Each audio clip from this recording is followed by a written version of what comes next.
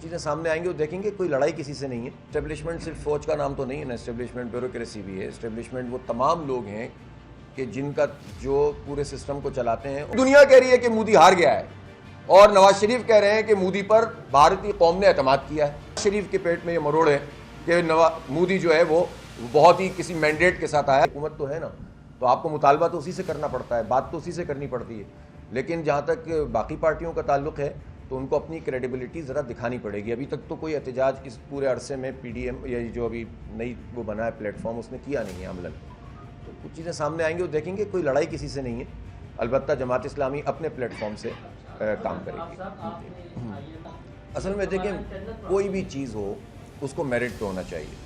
اب اسٹیبلشمنٹ صرف فوج کا نام تو نہیں ہے نا, اسٹیبلشمنٹ بیوروکریسی بھی ہے. اسٹیبلشمنٹ وہ تمام لوگ ہیں کہ جن کا جو پورے سسٹم کو چلاتے ہیں, اور جو سیاستدان ہوتے ہیں یا حکومتیں ہوتی ہیں وہ عوام کے ووٹ کے ذریعے سے اگر آئیں تو وہ آ کر حکومتیں کریں, اور یہ اسٹیبلشمنٹ تو اس کا نام ہے.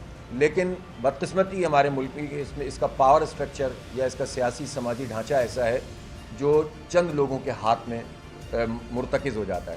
لیکن اس سے زیادہ افسوسناک بات یہ ہے کہ بحیثیت مجموعی جزوی طور پر تو وہ بھی ادھر ادھر کچھ کر رہے ہوتے ہیں, لیکن بحیثیت مجموعی ہم ڈرائیو ہوتے ہیں باہر سے.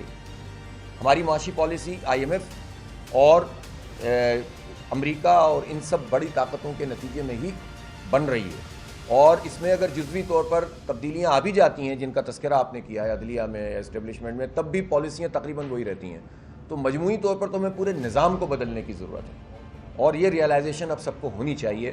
یہ ریئلائزیشن خود کر لیں لوگ تو اچھا ہے, ورنہ پاکستان میں سانحات ہوں گے.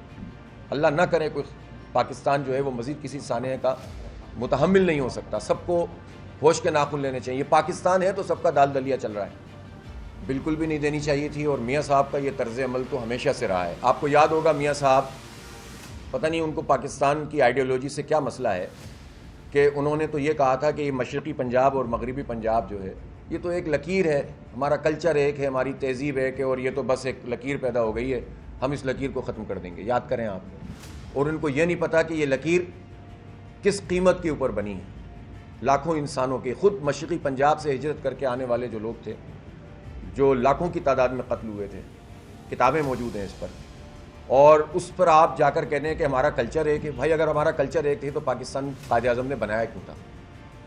دو قومی نظریے کو آپ ایک بیان سے اڑا دیں. پھر اس کے بعد آپ دیکھیں واجپئی کے زمانے سے لے کر اب تک میاں صاحب کی یہ کوشش ہوتی ہے کہ کشمیر ایک طرف چلا جائے اور ہم بات چیت کر کے کوئی اپنی تجارت بڑھا لیں. حالانکہ جو ایکسپرٹس ہیں وہ بتاتے ہیں کہ بھارت سے تجارت کر کے ہمیں ملنا کیا ہے.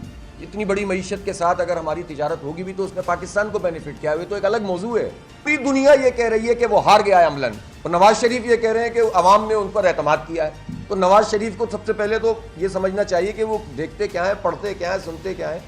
ان کے پیٹ میں اگر بھارت کا مروڑ ہے بھی تو کم از کم اخبار تو پڑھ لیا کریں, میڈیا تو دیکھ لیا کریں. پوری دنیا کہہ رہی ہے کہ مودی ہار گیا ہے, اور نواز شریف کہہ رہے ہیں کہ مودی پر بھارتی قوم نے اعتماد کیا ہے. تو بھائی مودی تو ہار چکا ہے, وہ تو اب حکومت جو بنے گی وہ جیسے تیسے کر کے بنا لیں گے. جو اس کے اتحادی ہیں وہ ہیں جو مودی کے خلاف بہت بڑی بڑی کارروائیاں کر چکے ہیں, پہلے بات کر چکے ہیں, پوری تحریک چلا چکے ہیں. تو لہٰذا مودی کو تو شکست ہوئی ہے, وہ تو بہت پیچھے کی طرف چلا گیا. لیکن نواز شریف کے پیٹ میں یہ مروڑ ہے کہ مودی جو ہے وہ بہت ہی کسی مینڈیٹ کے ساتھ آیا, تو کسی صورت ان کا یہ اسٹیٹمنٹ قابل قبول نہیں ہے.